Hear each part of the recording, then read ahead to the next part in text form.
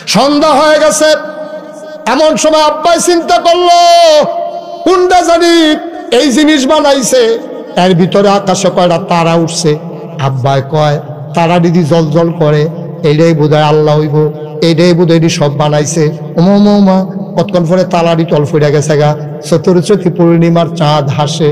আবার আব্বাই কয় না, চাঁদের এই তারাতে চাঁদের ক্ষমতা বেশি, আল্লাহ হইলে চাঁদে হইব। ওমা সারা রাত গেছে। সকালবেলা যখন সূর্য উঠছে, আব্বাই কয় এইটা এনাদি পাওয়ারফুল, রৈদ আছে, গরমের হাড়ও আছে, শরীরেও গান দিয়ে উঠতে আছে, এইটাই বোধহয় আল্লাহ হইব। এবার আল্লাহ এটা যখন আবার ডুববা গেছে সন্ধ্যার পরে, আব্বাই সিদ্ধান্ত পাল্টাই লাইছে।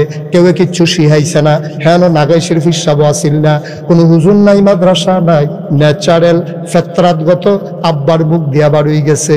ইন্নী ওয়াজ্জাহাতু ওয়াজহিয়া লিল্লাযী ফাতারাস সামাওয়াতি ওয়াল আরদা হানিফা ওয়া মা আনা মিনাল মুশরিকিন। সুবহানাল্লাহ। এই কি আল্লাহ রে এটা, সুবহানাল্লাহ কয় না।